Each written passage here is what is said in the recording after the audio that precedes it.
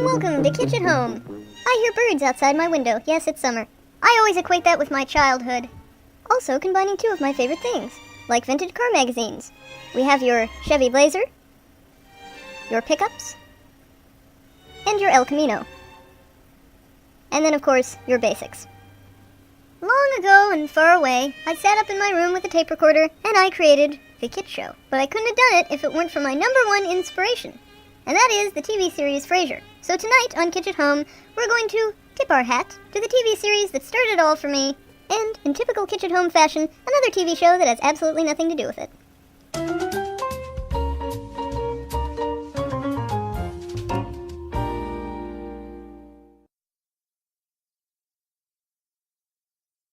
Excuse me, but I think someone's towing your car. How dare they? I just had it waxed. Well, this just isn't my day, is it? Excuse me, Joe. So the man answers, "That's how far behind I am."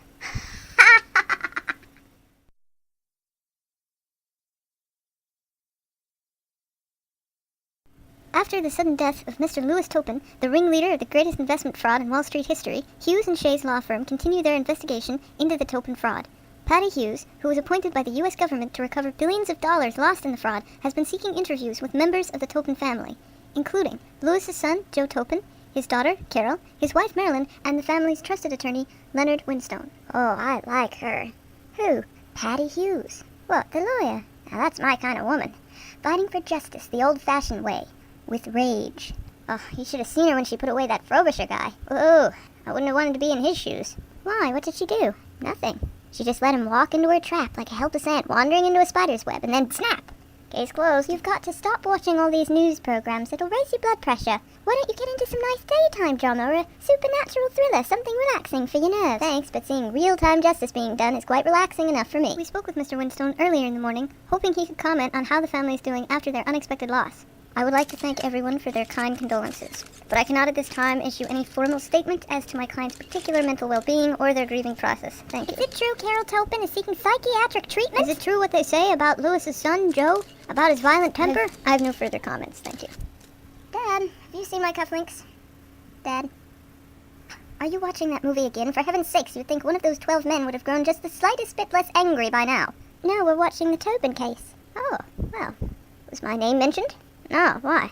Oh, nothing. It's just I will be interviewing a certain someone on my radio show today, and let's just say they could have their choice of tort at any dinner party. Oh, great, legal wordplay.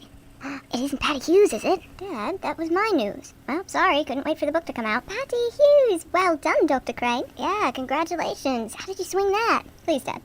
One does not swing an interview with Patty Hughes. One doesn't get a simple question answered around here either. I'll be back around dinner time. Oh, and Daphne, if Niles calls, please tell him I'm sorry, but I'm going to have to cancel our coffee this afternoon. We were going to look over one of his patient's files. Sure, Dr. Crane. And good luck. Thank you, Daphne.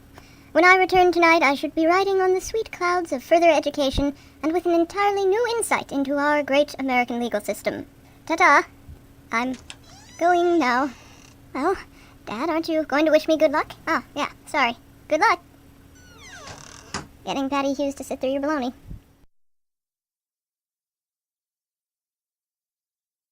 I really appreciate you taking time out of your case, Miss Hughes. Me and my family are very big fans of yours. Well, thank you, Dr. Crane. But I'm not a rock star. Oh, of course, I didn't mean to imply, well, that you or the case could be construed as... Yes? No one's ever let me go on that long before. That's a shame. It was just getting interesting. Hey, Doc, who's the new talent? Excuse me, Miss Hughes, this is Bob Bulldog Briscoe. He runs the sports show here, KACL. Bulldog, this is Miss Hughes. She's a lawyer, currently working on the Tobin case. Hey, I've seen you on TV. How about you and me slip in the back and check out my briefs? You mean you don't keep them on your head? Hey, what's that supposed to mean? What's that supposed to mean? Did she just insult me or what? All right, Bulldog. Oh, look, the vending machine has M&Ms today. You actually work with that man?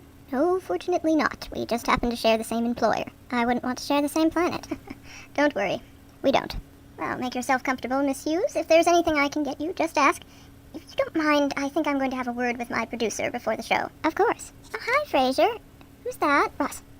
I know I should have cleared it with you first, but it was all very last minute, and I simply must interview Miss Hughes about her legal career on the show today. Please don't be mad at me. Last minute? When did you find this out? And yes, you should have cleared it with me first. which one of those would you like me to answer? Any of them? Listen, Roz, I'm sorry, but this means a great deal to me. I'm sure she will be fine. For God's sakes, the woman handled herself against Arthur Frobisher, a man who looks like Frankenstein if he had lived and laundered money for the mafia. I'm sure she can handle our little courtroom. All right. But if this doesn't work out, and one of you starts showing off, saying things you'll regret, legal or otherwise, I'm going to a commercial break. Oh, wouldn't you think that would ruin the spontaneity of the whole live moment? You're on in 5 seconds, Frasier. Well, that live moment came a little sooner than I had prepared for. Good day, Seattle. This is Dr. Frasier Crane, and today we will be switching up our usual format, just a little, in order to speak with our most esteemed guest, Miss Patty Hughes, of Hughes and Associates. Good morning, Patty. Excuse me, Dr. Crane, but I'm now head of Hughes and Shays. Oh, yes, I seem to recall something about that in the papers. Well, I suppose in order for Mr. Shays to have his name above the door, he had to at one time been an associate. Ha You are quick. Tell me, how did you first come to realize that Louis Topin may have hidden money for his family before he died? Have you uncovered a will of sorts? I think the first thing that should be noted is that if I believed the Topin fortune to be legitimate, I wouldn't have been involved in the case in the first place. The family would have simply had their lawyer, Mr. Winstone, divide the money according to the will. But we believe, at Hughes and Shays, that if there is any fortune out there, it belongs to the victims of Louis Topin's fraud. Fascinating. You know, one thing has always intrigued me. Exactly how long has Mr. Winstone been representing the Topin family? I didn't answer your first question, Dr. Crane. Oh. You, I think, answered to the best of your ability. Wouldn't you say so, Roz? What? You asked me if we had found a will. Oh, yes. Yes, so have you? I'm not at liberty to answer that. Well, good. We didn't waste too much time on that. As for Mr. Winstone, it is not uncommon for legal cases to stretch over many years. And winning a case like this could make his career. Yes, hasn't he been with the family for over 3 decades? That is my understanding, yes. Well, straight from school into the gruel, I see. If you say so. Okay, how about you tell us something about yourself? I seem to have misplaced my notes here. Roz, do you happen to have my notes in there with you? Oh, I'll look. Thank you, Roz. Well, we're killing time. You can feel free to ask me a question. Well, all right. Dr. Crane, I cleared all the papers off my desk this morning, and they're probably in the trash compactor by now. Thank you, Roz. You know, I think I've just thought of a question I'd like to ask you. Dr. Crane, I hate to ruin the whole spontaneity of this live moment, but we have to go to a commercial break. Oh, thank God. How much time do we have? About 20 minutes. All right, that's not much time, but I think we can make do. We should be able to get well into our introduction, at least.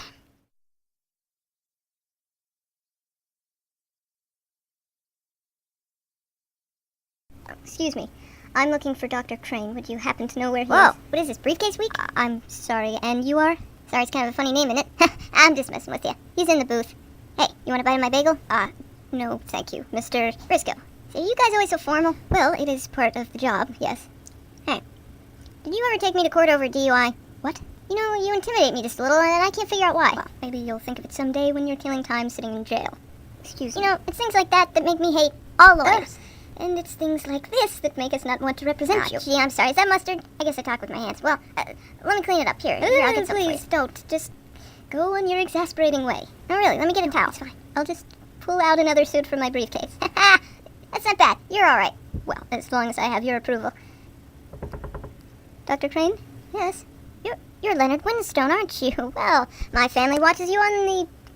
Well, I'll let you speak first. Well, Dr. Crane, I'm here about one of my clients. See, she's been very upset, nearly inconsolable since her father died. Well, who is this? Roz, this is Mr. Winstone. He is representing the Topin family in their case. Mr. Winstone, I would like you to meet my producer, Roz Doyle. Pleasure. Pleasure's all mine, Mr. Topin. No, this isn't Mr. Topin. This is their lawyer, Mr. Winstone. Oh, how do you spell that? Without the D. You know, I had a girlfriend in college once. She had a name similar to yours. It was like Winslow.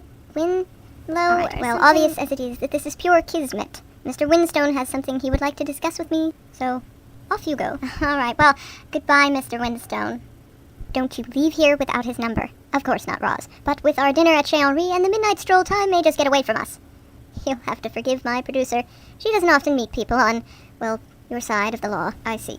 So, you were saying about your client. Yes, well, Carol has been to see several psychiatrists, and she can't seem to find a good fit. No one's dispensing stress medication like Good and Plenty's, are they? Not a one.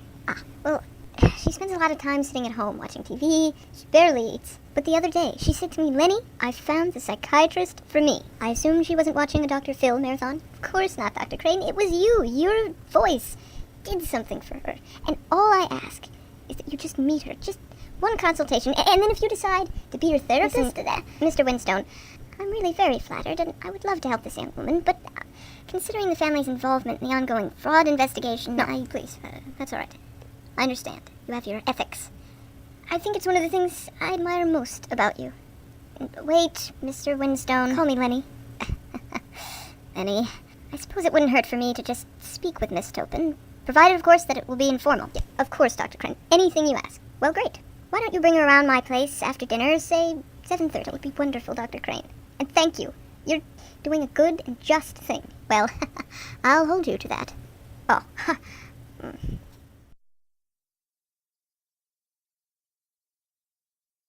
Your usual, Dr. Crane? Yes, please. And one for my brother. Oh, no, actually, better to wait. I don't know what's keeping him. He's never late. I'm sure I wouldn't know. You see, I would call him customarily, but my phone is broken. Thanks for clearing that up. Would you like cinnamon on that? Better not. Irritates my stomach lining. We're just solving all kinds of mysteries today.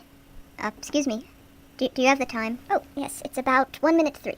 Or in layman's terms, 2:59. Yeah, thanks. Are you waiting for someone?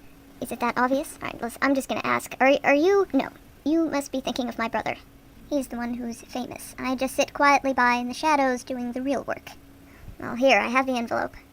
Ah, good for you. And you are? Joe. Excuse me, but I think someone's towing your car. How dare they? I just had it waxed. Well, this just isn't my day, is it? Excuse me, Joe. I'll just help myself. There. Now everyone will know just who Mr. Winstone really is. Here's your coffee. Thank you.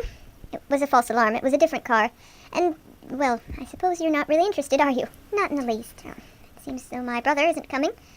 Where'd he go? Who? That peculiar man who seemed as though he was waiting for someone. Another mystery detective? I'll take mine to go.